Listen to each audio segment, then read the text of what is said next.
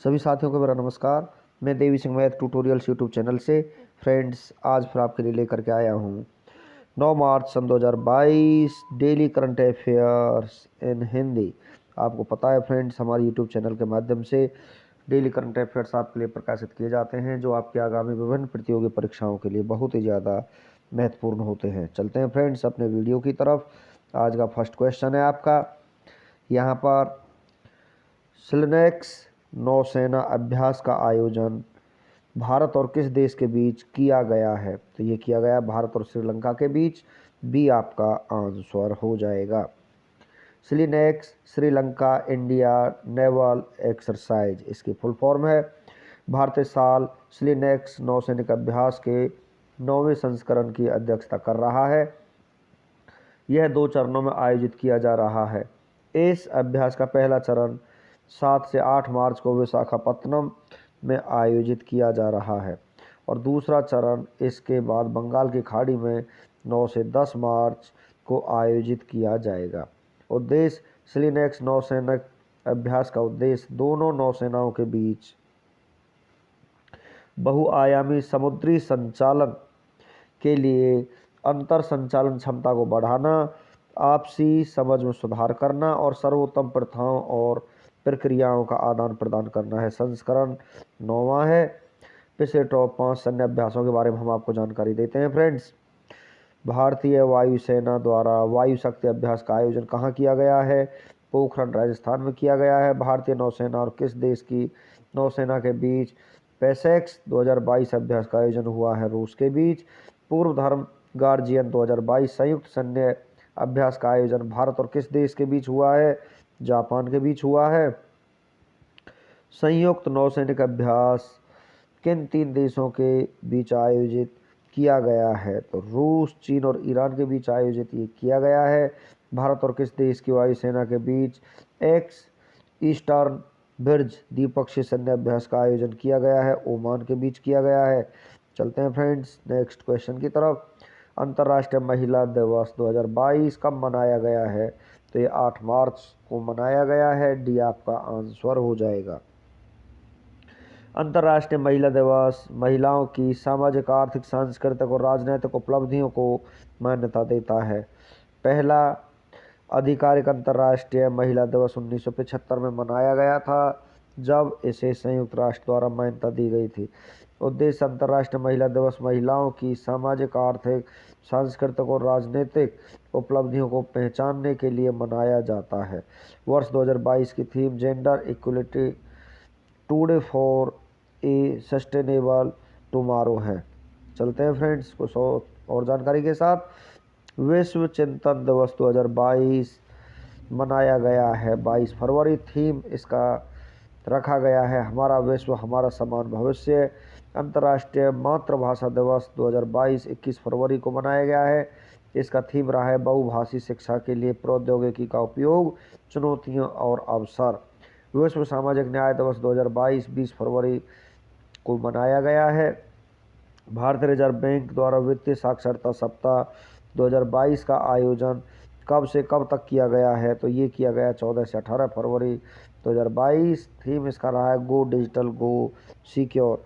Next है आपका राष्ट्रीय उत्पादकता दिवस 2022 12 फरवरी को मनाया गया है। थीम इसका उत्पादकता के माध्यम से आत्मनिर्भरता रहा है। चलते हैं नेक्स्ट क्वेश्चन की तरफ। नेक्स्ट क्वेश्चन आपका है यहाँ पर, टेक कंपनी माइक्रोसॉफ्ट द्वारा भारत का सबसे बड़ा डेटा सेंटर क्षेत्र कहाँ स्थापित किया जाएगा? हैदराबाद तेलंगाना में स्थापित किया जाएगा। डी आपका आंसर हो जाएगा। टेक कंपनी द्वारा स्थापित हैदराबाद डेटा सेंटर भारत के सबसे बड़े डेटा केंद्रों में से एक होगा और 2025 तक चालू हो जाएगा। माइक्रोसॉफ्ट के पास पहले से ही पुणे, मुंबई और चेन्नई में 3 भारतीय क्षेत्रों में एक डेटा सेंटर है। यह नया डेटा सेंटर निजी उद्यमों के साथ साथ सरकारी क्षेत्र दोनों से माइक्रोसॉफ्ट की क्लाउड सेवाओं की बढ़ती मांग को जोड़ेगा।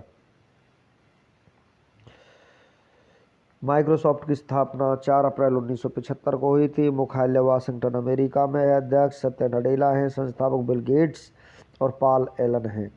नेक्स्ट क्वेश्चन है आपका, प्रधानमंत्री श्रम योगी मानधन योजना के तहत दान ए पेंशन अभियान की शुरुआत किसने की है? तो ये शुरुआत की है भूपेंद्र यादव, केंद्रीय श्रम एवं रोजगार मंत्री ने। सी आपका आंसर हो जाएगा। प्रधानमंत्री श्रम योगी मानधन योजना दान ए पेंशन कार्यक्रम श्रम मंत्रालय द्वारा आइकॉनिक वीक समारोह में शुरू की जाने वाली विभिन्न पहलों का हिस्सा है। यह पेंशन योजना के तहत एक पहल है। दान ए पेंशन कार्यक्रम में नागरिक अपने तत्काल सहायक कर्मचारियों जैसे घरेलू कामगारों, ड्राइवरों, सहायकों आदि के प्रीमियम योगदान को दान कर सकते हैं। नेक्स्ट क्वेश्चन है आपका, प्लास्टिक प्रदूषण से निपटने के लिए 5वीं संयुक्त राष्ट्र पर्यावरण सभा का आयोजन कहाँ किया गया है? तो ये किया गया है नैरोबी, केन्या में। बी आपका आंसर हो जाएगा। 5वीं संयुक्त राष्ट्र पर्यावरण सभा की अध्यक्षता संयुक्त राष्ट्र पर्यावरण कार्यक्रम द्वारा जारी की गई है। उद्देश्य यूनेस्को 5 का उद्देश्य हमारे जीवन के साथ साथ सामाजिक, आर्थिक और पर्यावरणीय स्थिरता में प्रकृति के महत्व पर बल देते हुए सतत विकास लक्ष्यों को प्राप्त करने के लिए प्रकृति के लिए कार्यों को मजबूत करना है। भारत की तरफ से केंद्रीय पर्यावरण मंत्री भूपेंद्र यादव ने इस सभा में भाग लिया है। नेक्स्ट क्वेश्चन है आपका, महिलाओं के लिए समर्थ नाम से एक विशेष उद्यमिता प्रोत्साहन अभियान को किसने शुरू किया है? नारायण राणे, स्मृति ईरानी, वीरेंद्र कुमार, अमित शाह। तो इसको शुरू किया है नारायण राणे ने। सूक्ष्म, लघु और मध्यम उद्यम मंत्री हैं। ये आपका आंसर हो जाएगा। अंतर्राष्ट्रीय महिला दिवस 2022 के अवसर पर इस अभियान का शुभारंभ केंद्रीय एमएसएमई मंत्री नारायण राणे ने एमएसएमई राज्य मंत्री श्री भानु प्रताप सिंह वर्मा के साथ नई दिल्ली में किया है। इस अभियान के तहत मुफ्त कौशल विकास कार्यक्रमों में 20% सीटें महिलाओं के लिए आवंटित की जाएंगी, जिससे कि 7,500 से अधिक महिलाएं लाभान्वित होंगी। केंद्र सरकार ने युद्ध प्रभावित देश यूक्रेन में फंसे भारतीय नागरिकों को वापस लाने के लिए किस मिशन को शुरू किया? ऑपरेशन गंगा को शुरू किया है। भारतीय भाषाओं के प्रचार पर जोर देने के लिए भाषा सर्टिफिकेट सेल्फी अभियान को किस मंत्रालय ने शुरू किया है? शिक्षा मंत्रालय ने शुरू किया है। कमिट टू क्विट अभियान के तहत तंबाकू छोड़ो ऐप को किस संगठन द्वारा लॉन्च किया गया? विश्व स्वास्थ्य संगठन द्वारा लॉन्च किया गया है। प्राकृतिक खेती को बढ़ावा देने के लिए जीवन कार्यक्रम को किस बैंक ने शुरू किया है?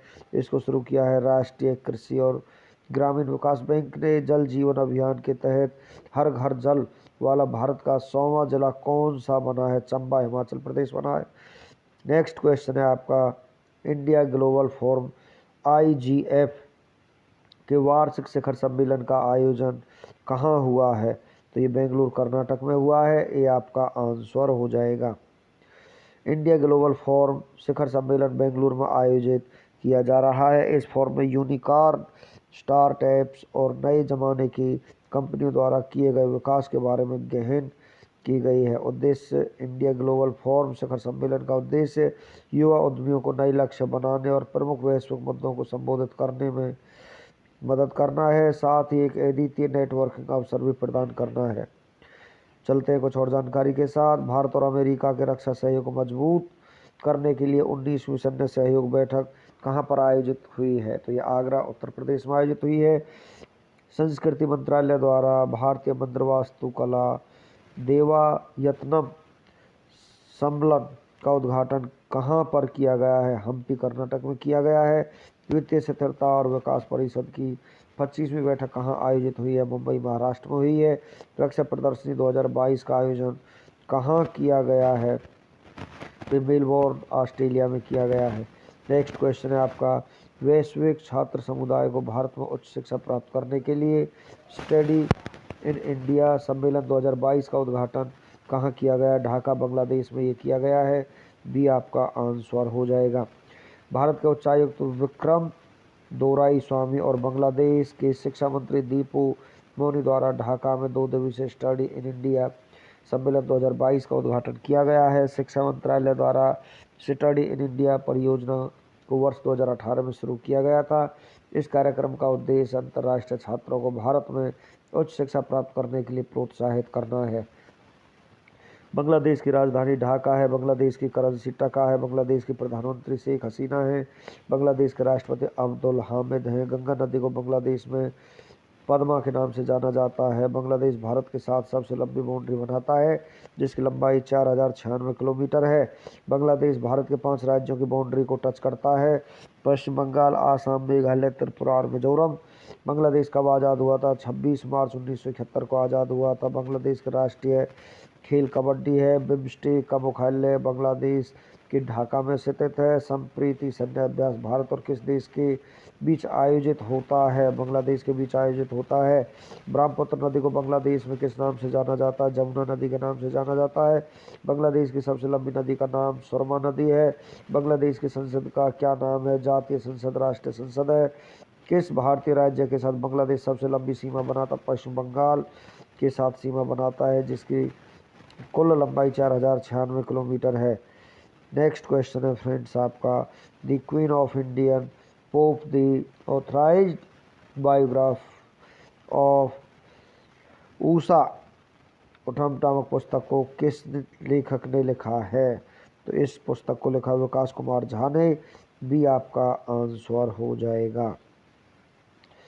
दी 10 ट्रिलियन ड्रीम पुस्तक को सुभाष चंद्र गर्ग ने लिखा है। A little book of India Ruskin bond ने लिखा है। दी एंजल्स ऑफ कैलाश पुस्तक को लिखा है यहाँ पर सुबीरा प्रसाद ने। फ्रेंड्स नेक्स्ट है आपका ऑपरेशन खात्मा आरसी कुंज, अश्विनी भटनागर ने इस पुस्तक को लिखा है। The legend of Birsa Munda पुस्तक को तोहिन ए सिन्हा और अंकिता वर्मा ने लिखा है। 9 मार्च 2022 के अन्य महत्वपूर्ण प्रश्नों के बारे में हम आपको जानकारी देते हैं। ISSF विश्व कप 2022 में महिलाओं की 25 मीटर पिस्टल टीम स्पर्धा में भारतीय महिला टीम ने कौन सा पदक जीता है? स्वर्ण पदक जीता है। 7 मार्च 2022 को हिंदी के महान साहित्यकार सच्चिदानंद हीरानंद वात्स्यायन गे की कौन सी जयंती मनाई गई है? 111वीं जयंती मनाई गई है, जिनका जन्म 7 मार्च 1911 को उत्तर प्रदेश में हुआ था। प्लास्टिक कचरे के मुद्दे से निपटने के लिए संभव और स्वावलंबन पहल को किससे ने शुरू किया है? सूक्ष्म लघु और मध्यम उद्यम ने इसको शुरू किया है।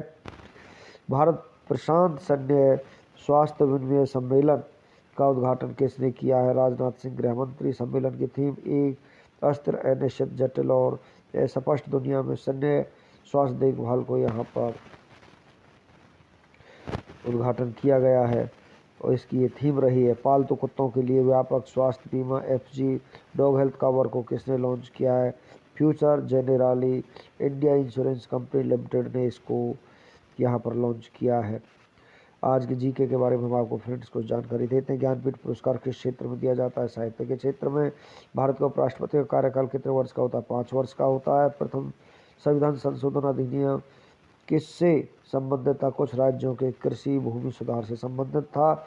DNA की द्विकुंडलित रचना मॉडल का प्रतिपादन किसने किया? वाटसन एवं क्रिक ने किया। आइंस्टीन के द्रव्यमान ऊर्जा संबंध को किस समीकरण द्वारा व्यक्त किया जाता है? तो इसको व्यक्त किया जाता है E=mc2 के द्वारा। धातुओं का राजा किसे कहा जाता है? सोने को। पोटासियम की खोज किसने की थी? हेम्फ्री डेवी ने की थी। ब्लीचिंग पाउडर का रासायनिक सूत्र क्या है? CaOCl2 है, जिसका रासायनिक नाम कैल्शियम ऑक्सीक्लोराइड है। जापान की राजधानी टोक्यो किस द्वीप पर स्थित है? होन्शु द्वीप पर स्थित है। लॉर्ड वेलेजली की सहायक संधि का प्रस्ताव स्वीकार करने वाला पहला मराठा सरदार कौन था? पेशवा बाजीराव इसका पहला मराठा सरदार था। तो फ्रेंड्स इसी के साथ हमारा आज का वीडियो फिनिश हो जाता है। वीडियो आपको अच्छा लगा तो आप इसे लाइक करें, शेयर करें, चैनल को सब्सक्राइब करें, बेल आइकॉन को प्रेस करें, जिससे समय समय पर हमारे नोटिफिकेशंस आप तक पहुंच सके। धन्यवाद।